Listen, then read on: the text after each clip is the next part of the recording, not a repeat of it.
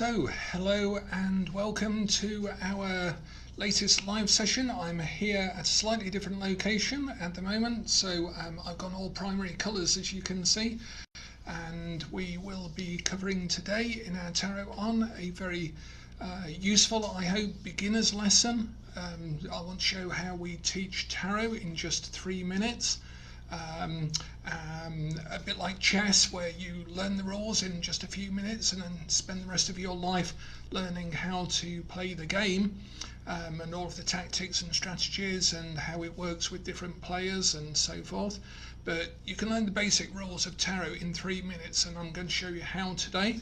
Then we are going to take a quick look again at our Tree of Life, ready for our bedtime story, where we are going with Lola Daydream up the Tree of Life in a spiritual journey.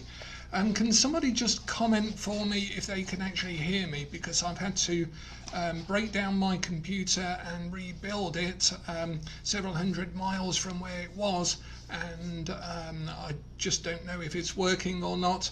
I'm having to tether my phone to the computer in order to get through the Wi-Fi, because as people worldwide are reporting, the Wi-Fi is suffering a lot. The internet is suffering with all of the people suddenly using it all of the time.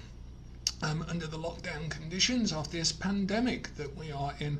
So can somebody kindly comment? It may take a while for the comments to show up for me because of the way Facebook is downloading things, but I'm hoping I'm not talking into nothingness. So what we're going to do is cover a 3-minute method of reading. Now the basis of this is, for many years I've had a 10-minute method of teaching, which we call the Tarosophy method of teaching, where we demonstrated that we could teach an absolute beginner who knew nothing about tarot how to read any card in any deck for any question in any position, even if it didn't have a picture on the card itself other than maybe the pips, like 2 clubs or 2 wands or 3 cups and so forth.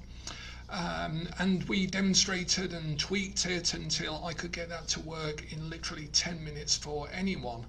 And the reason we do this is so that we have some ability to generate confidence in people.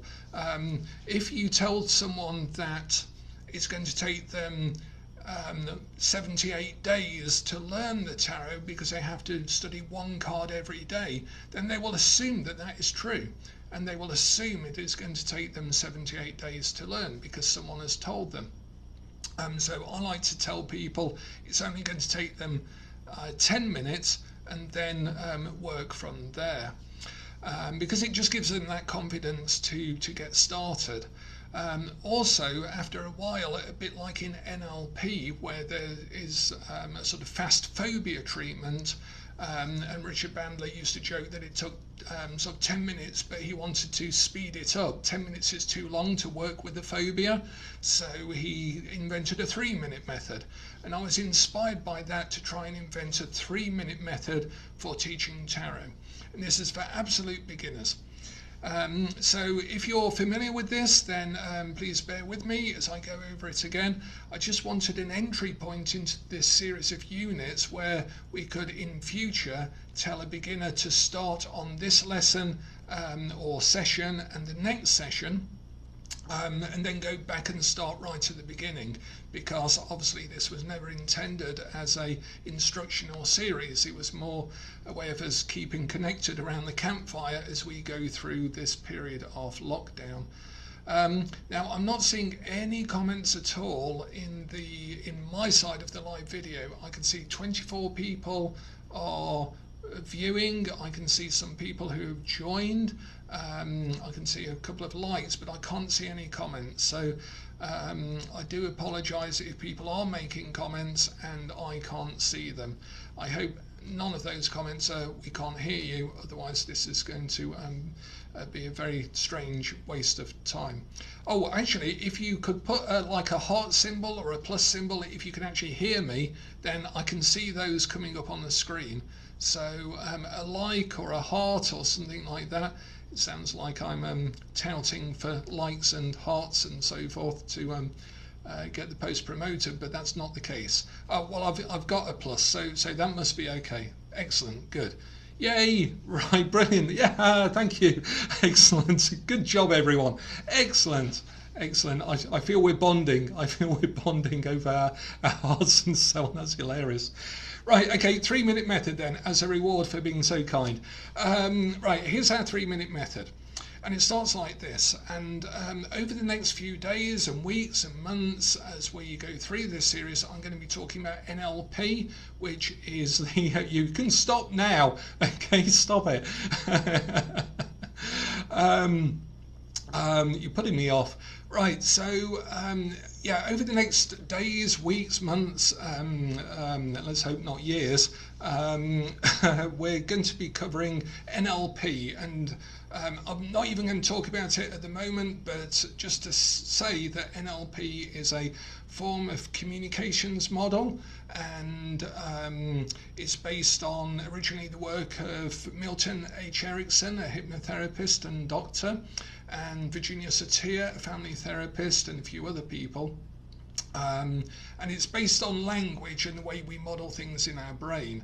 And I've always found it a very useful way of me thinking about tarot, and a way of modelling it and teaching it. So a lot of the things that are in Tarosophy that introduced NLP into tarot, sort of in the work of tarot. And we are going to cover a lot more NLP as well as Kabbalah and tarot, because it's what I'm interested in. So here we go, and in the light of any other questions, if people want to ask me questions, I'm way happy with that. Just put them into the Facebook group, and yeah, avoid people putting up contentious posts, because everyone seems to have a lot more time on their hands on the internet at the moment. So here's the way of doing it. So 3-minute method. So we're 7 minutes in, but here's the 3-minute method. It works like this. We know that people have a skill to do this method, and in Tarosophy teaching we always delineate skills and methods. Often people try and teach methods to students when the students don't have the skill to conduct the method.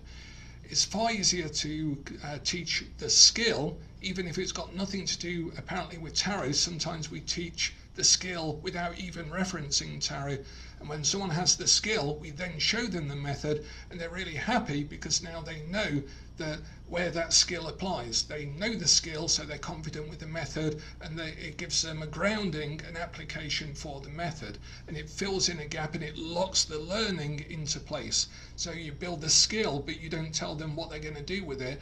Then you bring the method in, and suddenly it just collapses into something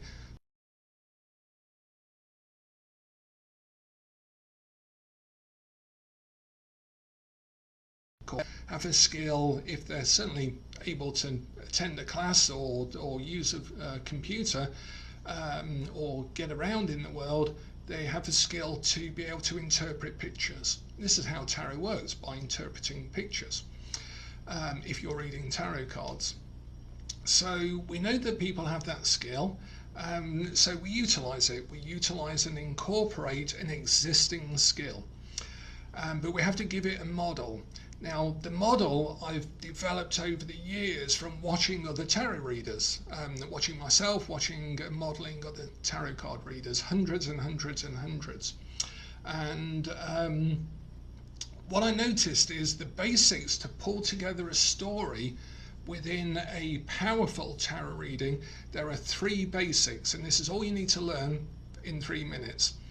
So the first thing is to look at every card, and we're not going to be able to do this interactively, so I apologize for that. We may be able to do it tomorrow as an example. So I'll have to give the examples. Is to look at every card, every picture as a picture in a book. And if you imagine this was an illustration in a book, and I asked you what was the challenge in the text below it. So in the story, in the book, this is a picture illustrating a story, and the story is talking about a challenge that the hero or heroine is meeting. Okay, so what would the challenge be if we looked at this card? What would the challenge be? And it's as simple as that, basically. So this is the first bit of the three things you need to know. Look at the card as a challenge, and everyone can do this almost instinctively. In this card, the challenge might be that the bird can't fly, or it might be the challenge met by the person is that they've forgotten that they've been trapped in this garden, they're under a magic spell. The challenge might be the leaves and vines are growing up and up, and they're eventually going to cover them up or trap them in the garden. The challenge might be the snail, that they might accidentally stand on this snail and crush it. So anyone can read a challenge into this card. Similarly, and I've not looked at the cards in advance, anyone can read a challenge in this picture. If this was in a story, like a fantasy story or a fairy tale, what would the challenge be? Well, it would be a challenge about keeping your balance. Full stop, just keep it simple, keeping your balance. A challenge of not planting the right thing, or a challenge of something dying even though you've looked after it, full stop, and so on. So any picture can be read as a challenge. That's the first thing. Now what we do is we then imagine that it's another part of the story, and now the part of the story is a resource, So challenge first, resource second. And I always teach it in this order: challenge first, resource second. Because if you give people a challenge first and then give them the resource, they're a lot more happy in the learning system, because now they've got a resource to meet the challenge, and they weren't just given a challenge without any way of meeting it. So what is the resource of this card? If the story was talking about a resource, and I sometimes say, if you plug your finger into the card and imagine you can draw energy out of it, what sort of energy is it? Is it a fiery energy? Is it a stable energy? If this was a battery, what sort of energy would it be? Just from the picture. So I'll give you a second to think about it, and unfortunately no one can comment, but as a resource this would be stability, firmness, steadfastness, strength. Any of those will do. We'd just take it very simple. Maybe even magic, that the resource is magic because of the black cat. Any answer is great, and you must let people give their own answers. What is the resource here? Well, the resource is being able to stand your own ground, full stop. What is the resource here? Magic, being able to channel things, having a lot of things on your table. If a person says something like, oh, it's having a lot of things on the table, don't correct them and say, well, actually it's the 4 elements and it means this. That's fine. Give them their own voice. Let them have the space to say it's a lot of things on the table, because it might teach you something, and often does when someone says something like that. What is the resource here? Being able to have one foot in one place and one foot in the other. Fine, that's good. What is the resource here? Having a companion, or being free to jump, not having a care in the world. What is the resource here? And being able to look at something that you've done, having the high ground. Okay, but you can see how easy it is. Resource. So first thing, challenge. Second thing, resource. Third thing, and this takes longer than 3 minutes to explain as I'm doing it, so that you know where it's coming from. To actually teach it in a class or to a brand new person off the street just takes 3 minutes, because you say, look at this card, imagine it's a challenge, what is it? Look at this card, imagine it's a resource, what is it? Look at this card, and then the third thing we do is a lesson. Imagine this was the picture at the end of the book where it gives the moral or the conclusion, the lesson, the ethics and final point of the whole tale. Like it just sums it up in one line. What would be the lesson here? and the lesson would be to get to where you're going, sometimes you have to take a few hits. Okay? And if someone said that, that's fine. They're looking at the bandage. They think that the person's got somewhere, and they have, because they've got to a 9. But we just say, yeah, that's great. To get to where you're going, you have to take a few hits. It's a lesson. That's fine. We're back to that card. Okay, but now we're seeing it as a lesson. The lesson is enjoy what you've got. Great, fine. The lesson is an ending comes to everything. Everything ends. That's fine. The lesson in this card. You may be being offered more than you think. Whatever the person says, and they will be able to say something because we have the skill to interpret a picture, is fine. So we have 3 things. We have a challenge, a resource, and a lesson. Challenge, resource, and lesson. And that is all you need in every tarot reading. And most stories, when you hear a tarot card reader say them, are composed, and now you'll listen when you hear another tarot card reader, into those main 3 categories. They'll be talking about the challenges someone faces, the resources that they may have to call upon, and the lessons that they need to learn in order to go forwards. And that is the heart of a model tarot reading. And I can assure you, if you listen to anyone doing a tarot reading, you'll hear those 3 things in it, because that's where the model has come from. So in order to then teach it back to people so they don't have to do the 30 years getting to that point, we model it, extract it, and then we teach it by saying you can do a picture book. Here's a picture in a book. What would be the challenge, what would be the resource, and what would be the lesson? And that's all they need to do. And then what you can do is shuffle the deck. And I always imagine this as a competition where 2 absolute beginners will be taken off the street, and you will give 1 person to 1 teacher, 1 person to me, and we'd have 3 minutes to talk to them, and then each of those 2 complete strangers to tarot would have to do a tarot reading in real time with a new deck, with any question, and would have to do a 3-card reading and perform it. And so I wanted to make sure that my person could do a reading in 3 minutes that would be reasonable to the actual tarot model. So we then shuffle the deck and get the person to ask a question, any question, and we simply go, right, the first card, got this one again, the first card in our reading is going to be read as, of course, the challenge. So you are currently being challenged by, and the person will look at that card as a challenge, and without knowing anything about tarot, they might say, I'm being challenged by a lot of arguments. Okay, and that's fine. We just take that. Whatever they see in the picture as a challenge, we hear and we say, that's great.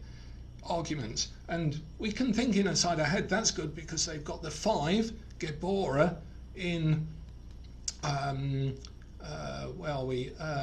Yetzirah on the Tree of Life, and that would be the place of arguments and things. And we might even know with the Waite Smith teaching that this are the 3 pirates of catch and kill and do and dare and fear and flee. So it sort of is like arguments, and that's good enough as a beginner. Okay, so the challenge is, I'm in a situation with lots of arguments. The resource card is the next one, so you now read this as a resource. The resource is, they might say, well, I guess I can see what hasn't worked. And that's fine. They're looking at that card as a resource.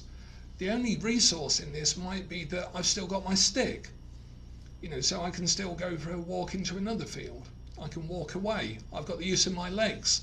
All of these are good resources in that card. So I'm in a situation with a lot of arguments, but I have the resource that I can still walk away. You can see what's happening now. We're doing a tarot reading. 3 minutes this takes to teach anyone, even if they've never seen a tarot deck. And then, of course, our third card is the lesson. And so now they can look at this as a lesson, and they've already been trained to look at several cards as lessons, and they know they can do it. So they look at this and they say, and the lesson is I can manage it, I can juggle those things.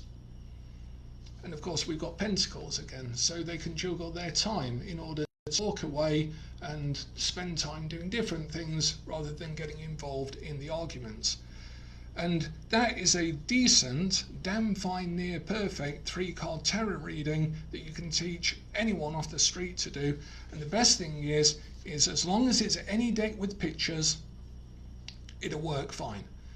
They don't even have to know what the deck is about. You can give them a Thoth deck, heaven forbid, or a Druidcraft deck, or any deck, and our brains are already have the skill to look at pictures in terms of a, what is it? We have a challenge, a resource, and a lesson, because that is the heart of storytelling as well. And underneath everything, a good tarot reading is a story of the other person's life in the pictures. That's what a tarot reading is.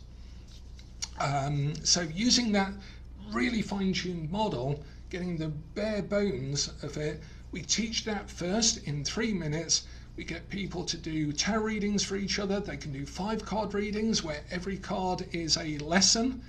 They can do 3-card readings where there are 2 challenges and 1 lesson to learn, but no resources. You can play around with it, and that's it. You can get people reading there and then, straight away in the first 3 minutes of a class, and then from there you can go on to all of the other methods, layers, complications, symbology, pinpointing, bridging, and everything else, but that will build on a basis of confidence, because some teachers want to say that tarot is very difficult, and it'll take you a long time, but I'm going to teach you and we'll work on it together and stuff like that. And it's already telling people something about their learning experience that doesn't have to be there.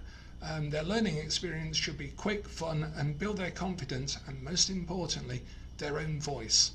This method, even though it has a structure, it is a common structure to most tarot card readers, and it allows the person to find their own voice, their own metaphors, their own way of talking about the cards and reading them. So it's quite a clean method as well. Okay, makes sense? Now tomorrow, can you give me some sort of thumbs up or something that all makes sense?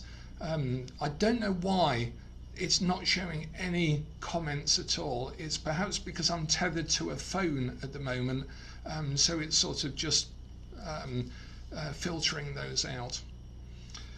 Brilliant. Okay, so we've got some responses, so that must make some sense. Tomorrow, so if you're an absolute beginner and you've started this sequence here, that's a 3-minute method. Go and practice that, and then go and look at the videos in the sequence. Have a look in the units of the Facebook group for anything that might be of interest to you, like if you're reading Celtic Cross or something. We're going to cover as well how to deal with really obnoxious people who have different ways of trying to spoil your tarot reading. We've got good ways of dealing with that are very user-friendly.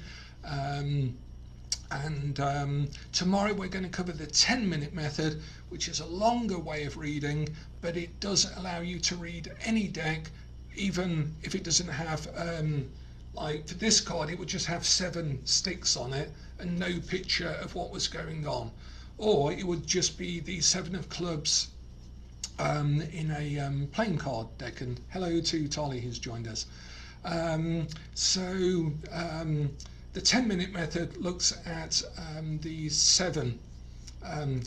10-minute method looks at a way of reading like a Marseille deck and other variants of the Marseille deck.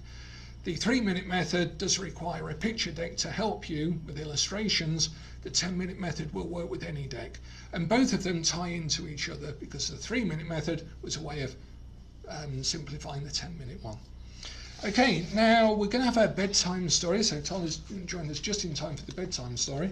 And if you remember, Lola Daydream has now crossed the abyss and she's into the darker area of the upper excuse me, at the top of the tree of life here. And so we have Binah, Hokmah and Kether, which means understanding, wisdom and crown. And we have the cards of the Empress, which sort of is the natural unity of the male and female at the top of the two pillars. We have the Magician and the Fool going into Kether, two very different aspects of the unity, and that is at the top of the tree. So we've gone all the way from 10, which in numerology is 1 plus 0 equals 1, and that's the 1 of Kether. So 10 and 1 are sort of one and the same, and the whole tree is one single unit, and that is held in our awareness. When we look at the universe, we don't see it usually as every single infinite detail, every star, every leaf, every blade of grass, every molecule. We don't perceive the world like that. We perceive it as a model, which is the world card at the bottom here. But neither do we tend to perceive it as a unity, like a transcendent state of samadhi or nirvana, where we're in a state of unity. We tend to sort of hover around these two places in our awareness, where sometimes we feel more connected to unity, and sometimes we get lost in all of the detail of the everyday world.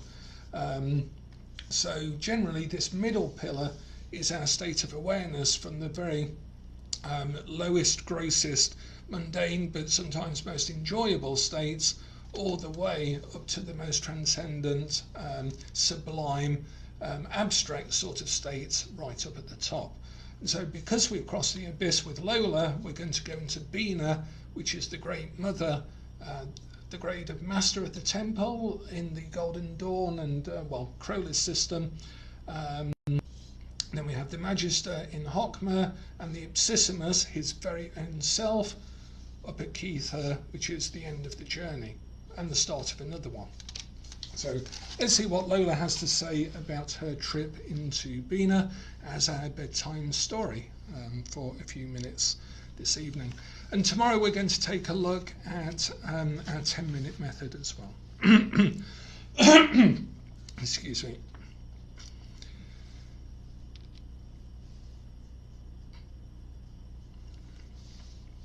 The third house is called the House of Sorrow. They gave me new clothes of the queerest kind, because one never thinks of them as one's own clothes, but only as clothes. It is a house of utmost darkness. There is a pool of black solemn water in shining obsidian, and one is like a vast veiled figure of wonderful beauty brooding over the sea, and by the pains come upon one. I can't tell you anything about the pains, only they are different from any other pains because they start from inside you, from a deeper, truer kind of you than you ever knew. By you see a tremendous blaze of a new sun in the 6th house, and you are as glad, and there are millions of trumpets blown and voices crying hail to the fairy prince, meaning the new one that you have had for your baby. And at that moment you find that you are living in the first 3 houses all at once. For you feel the delight of your own dear prince and his love, and the old king stirs in his silence in the 1st house, and thousands of millions of blessings shoot out like rays of light, and everything is all harmony and beauty below, and crowned above with a crown of 12 stars, which is the only way you can put it into dream talk. Now you see that you don't need to struggle to go on anymore, because you know already that all of the house is one palace, and you move about in your own wake world just as is necessary.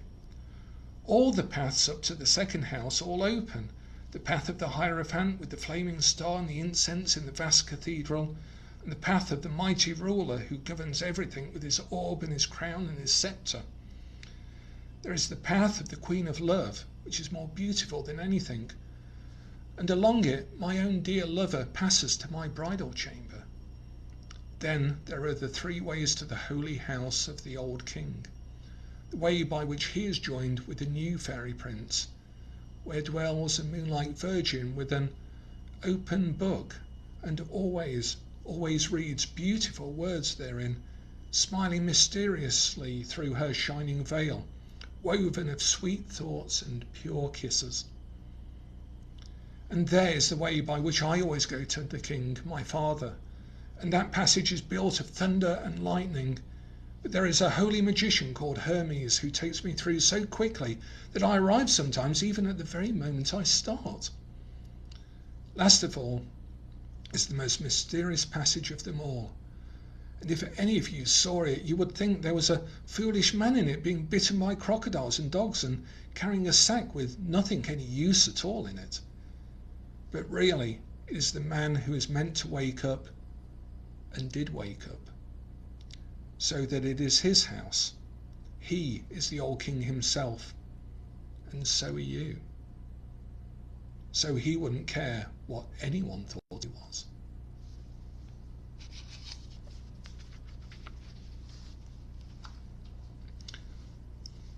So we'll leave Lola there for a moment until tomorrow. We're going to finish the story. We're almost at the top of the tree tomorrow, and perhaps look to start some other stories, bedtime stories.